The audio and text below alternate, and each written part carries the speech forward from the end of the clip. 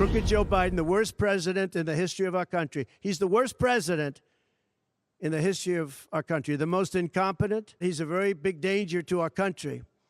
And the only way they think they can win this election is by doing exactly what they're doing right now, win it in the courts because they can't win it at the ballot box. So we're going to show them that we're going to fight. We're going to fight, he says. That's former President Trump from last hour. We carried it for you on the Faulkner Focus. And he was calling out President Biden while promising to fight after yesterday's unprecedented conviction.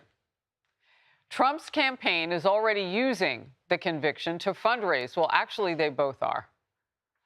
But this is interesting. Let's take a look at the website now labeling the former president a political prisoner. And it appears to be working, with the website crashing shortly after Trump was convicted due to, we think, a wave of donations. They also were changing their page. Could have been a combination of both they were updating. What we do know is there was a halt. And people were all over social media saying, hey, we want to donate. And then, boom, it went back online. Trump's campaign says they raised $34.8 million in donations after the verdict. Kaylee, let's dig into the money. The critical part about that to me, yeah, the number's big. And he's raised more than that before. But 485,000 different donors. To me, that is critical because as time goes on, you know, we've always seen this. There's going to be a ramp up maybe through the sentencing July 11th, maybe through the Republican National Convention. But you've got somebody who can raise a lot of money, too, and that is Joe Biden. So what happens when it kind of that wave sort of, you know, goes a little bit hazy? You make a great point. You know, fundraising oscillates. Who knows that better than Joe Biden, who's winning the fundraising battle? And then Trump came and trounced him with a fundraiser that doubled the record that he broke, even though Joe Biden still had with cash on hand. I want to underscore how big this is, though. Shane Goldmacher of the New York Times put this up about this number, this $30+ million number. Trump announced his $34.8 million fundraising haul after guilty verdict.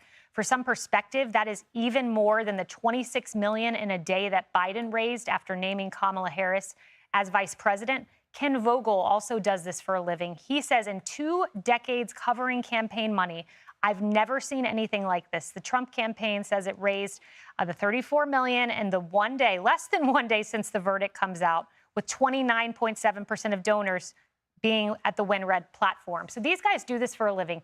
This is enormous. Enormous. Is it a sign of energy? I would also just add on to that, Trump's finding some unlikely allies. Susan Collins came out in his defense. Mitch McConnell came out in his defense. These aren't traditional, robust Trump defenders. So he's finding some political tailwinds here.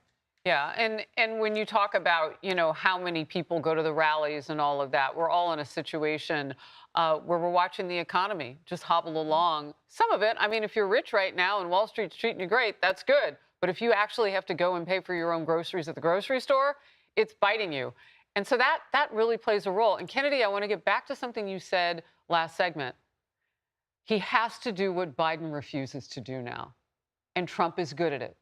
Talk about it in a way that you know you feel their pain. Talk about what you know you can fix because you've done it before if you're Trump. Yeah, and Joe Biden was supposed to be the empathizer in chief. You know, it's like Amtrak Joe is supposed to feel everybody's pain. But meanwhile, he goes on and does interviews where he belittles the interviewer when they bring up inflation. And now is a very good time for the former president to lay out what is happening and what people are feeling because they know that better than anyone. There is nothing more motivating than trying to take care of yourself and your family and not being able to. And when you've got the people in the White House saying the economy is great, everything is perfect, we're doing everything right, it's the best presidency in modern history, it's not working for them. Then, you know, President Trump, he can stick to the hits. He can talk about inflation, he can talk about immigration, and he can talk about aspirational wealth that people should be able to engage in, but they can't in a high taxation environment where the federal government and state prosecutors are trained on political opponents that they don't like. That could be anyone at any given moment. And those few points, that message will resonate all the way through November. So, Jonathan, I want to hit you with this. This is something that the former president said last hour. He said it's very important, far beyond me, meaning this case, this trial, and the guilty verdict against him on 34 counts. He said this cannot be allowed to happen to other presidents. It should never be allowed to happen in the future. But this is far beyond me. This is bigger than Trump. This is bigger than me. This is bigger than my presidency. The nation watches what happened here in this case.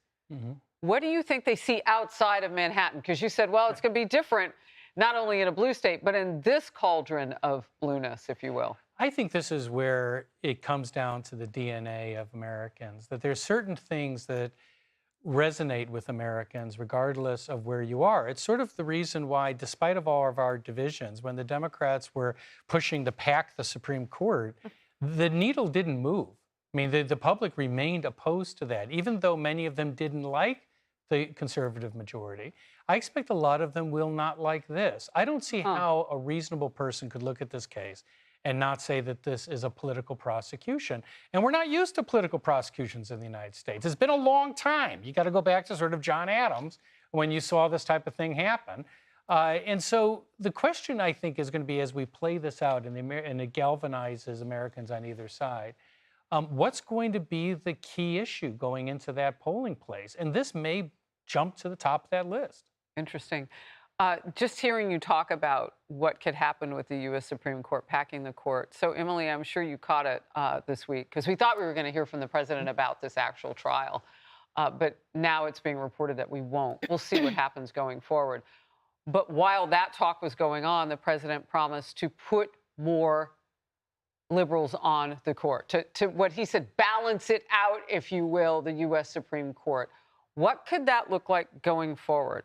Well, first, there would have to be a vacancy. And I think he would have been better stewarded of his time if he had done what President Trump had done, which was start appointing judges throughout the federal circuit immediately. But he didn't. I mean, he's failed on every front, just like he failed to put ambassadors in. I mean, he has wasted his 3 years. He has wasted this time because he's been busy fighting the beast. To which brings me to my point that Americans do not like unfair fights. The most staggering number to me was not necessarily the incredible haul of donations, but the almost 3 out of 10 donors who had not donated before. That is a huge galvanizing that occurred. And to me, the most important moment, which Trump absolutely nailed, was after the verdict was read, when he came out of the courthouse and he said, it's going to be okay. There were a lot of Americans that were feeling dejected in that moment. There were a lot of people that saw this farcical trial for what it was, the political witch hunt for what it was, and he came out and said, it's okay. And that moment, that's the cue from the bride, the cue from your dad, where you say, okay, it is going to be okay. And now let's galvanize, let's donate as he called for. But now what remains to be heralded is stewarding it appropriately. Get out and vote. We need to really harness the GOP messaging moving forward of how does this mean for actually putting your ballot into the box. That's what matters next. Yeah, and doing it early. I mean, making that play the Democrats make every time around. Some states as much as 50 days out from Election Day. You got to vote early. That's what I meant. In order to really push this forward and vote your best interest. Hey everyone, I'm Emily Campagno. Catch me and my co-hosts Harris Faulkner and Kaylee McEnany on Outnumbered every weekday at 12 p.m. Eastern, or set your DVR. Also, don't forget to subscribe to the Fox News YouTube page for daily highlights.